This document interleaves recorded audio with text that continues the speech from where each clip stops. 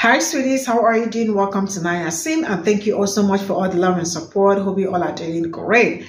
So today we'll be talking something very important, and it's about a video. I saw a breakdown on Elon Musk and how red they says he is towards black people, and how he feels that people that look like me do not really have a lot to offer, and like they are like, you know, the upper, that like they are the ones with the upper hand, and that the ones that feel like everything is just all about them and all that.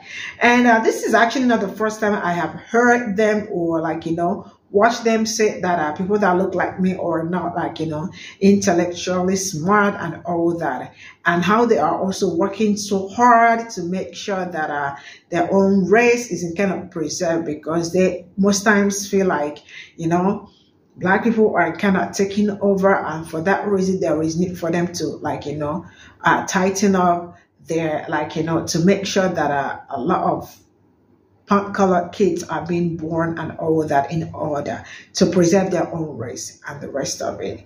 And what I am going to say is that the fact that they feel like this, because I have also watched him said some certain things about people that look like me during his interview with Don Lemon, right? Where he actually opened his mouth to say that we are overflogging everything that happened to us, that most of the things that happen to black people also happen to them. But we are always so quick to talk about what happened to us. You know what? Let's get into this video. Elon Musk is a white supremacist. If you don't know that, you're either not paying attention, you're viewing him through rose-colored glasses because you like him, or you don't know what the definition of a white supremacist is. I'm Dara Star Tucker, and this is The Breakdown. Don Lemon recently conducted an hour-long interview with the owner of All Things X, and in it, he really grills him on his stances on a variety of issues. Though Musk seems to have a lot to say about race on the platform that he seems hell-bent on destroying, he really didn't seem that eager to discuss his statements on the Great Replacement Theory, the huge spike in right-wing hate speech on his platform, his attacks on diversity, equity, and inclusion, or his statements about the supposed woke mind virus. Musk was raised mostly by his father in apartheid South Africa. Apartheid was a system of laws and regulations that governed South Africa from the 50s through the 90s. Apartheid codified racial segregation into law with a strict system of rules that governed the movements of black people. The minority white government controlled where black people lived, where they could work, even where they were allowed to be at certain times. They drove black and colored people off of lands that were designated as whites only, and they created regions called Bantustans where non-white people were forced to live. Black people had their South African citizenship stripped away, and they were not allowed to participate in elections. They created educational segregation where each racial grouping had to go to their own schools and colleges, and they made interracial dating and marriage illegal.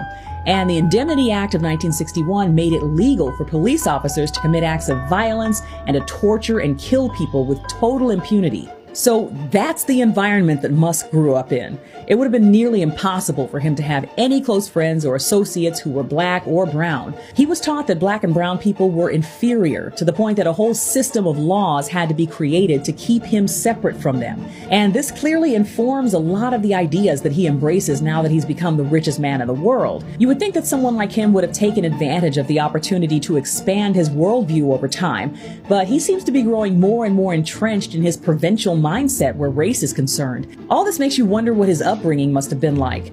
Well, we're getting more glimpses into the factors that shaped him as time goes on. In that interview with Don Lemon, he attempts to distance himself from conspiracies like the Great Replacement Theory. He's not happy to be answering a lot of Don's questions around these topics, but he's getting through the interview okay. But towards the end, Don asks Elon why he blames advertisers for bringing down the value of X, when, as Don points out, Musk himself should be ultimately held responsible for this decline, since he insists on making his controversial viewpoints known. It's at this point that Musk grows visibly uncomfortable and starts saying he needs to leave, and then he sort of blurts this out unexpectedly. And I had a tough childhood. Elon Elon Musk has given a few vague insights into what this difficult childhood was like in past interviews. As a child on the spectrum, he was bullied endlessly. After his parents broke up when he was 8, he chose to stay with his father in Pretoria, South Africa. He later said that this was a mistake.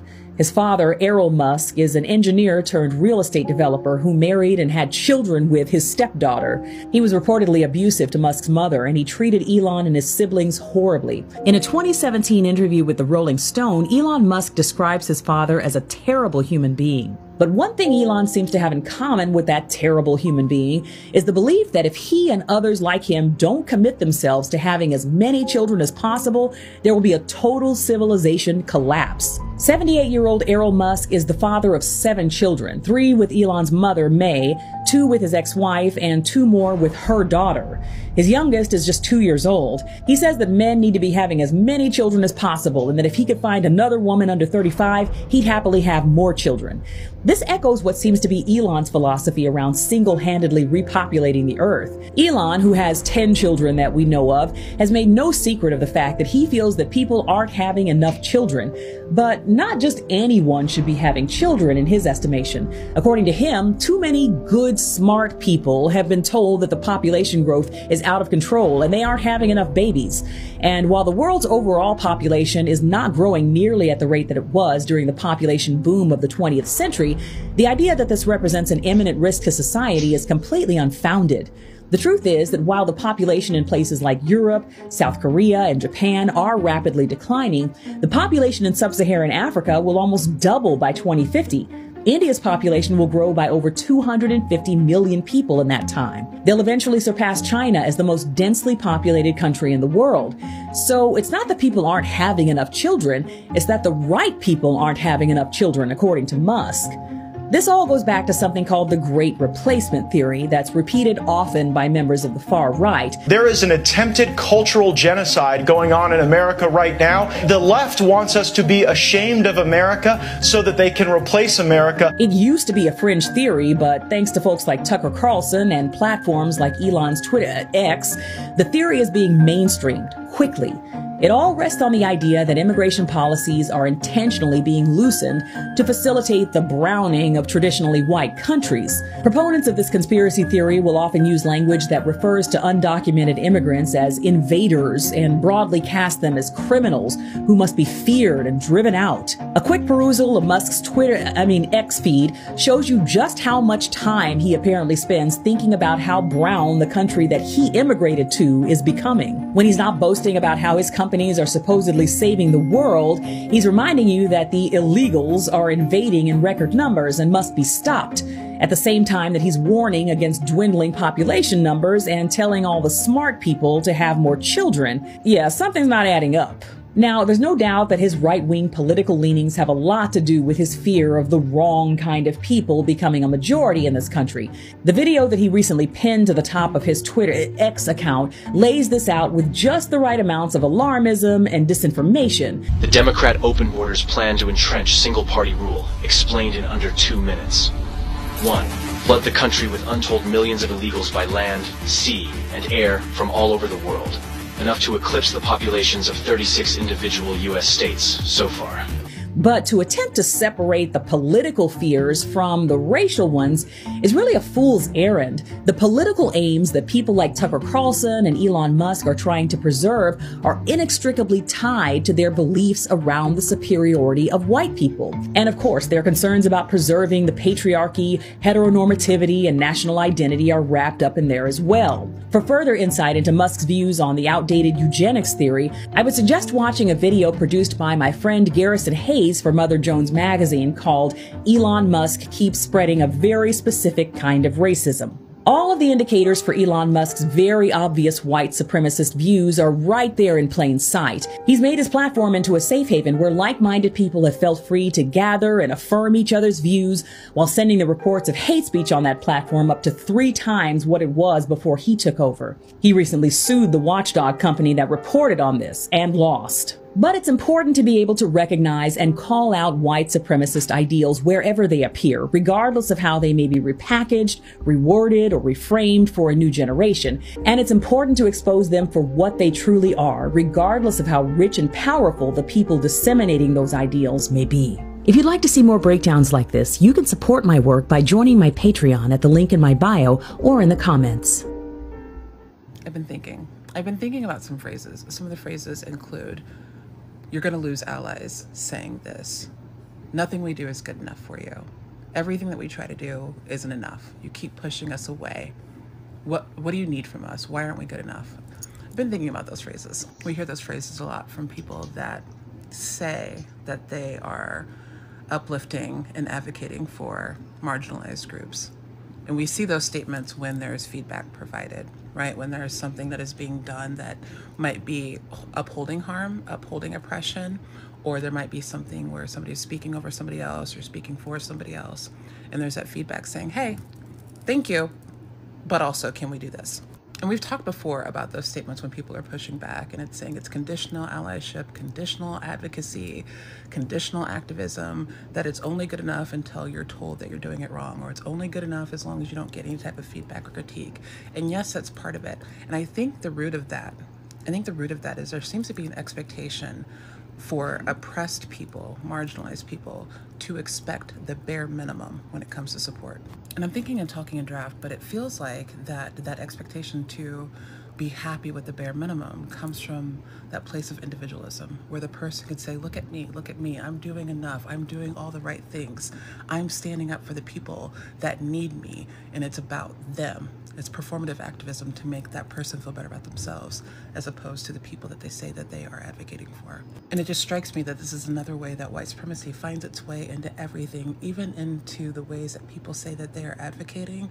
It still finds its way there, because if you're still moving through it with the individualistic thinking of, look how good I am, and you're not listening to people that you're advocating for, then of course you're going to expect those people to be happy with the bare minimum of you just showing up, as opposed to taking it a step further. I'll probably have more thoughts about this. But recent events have me here.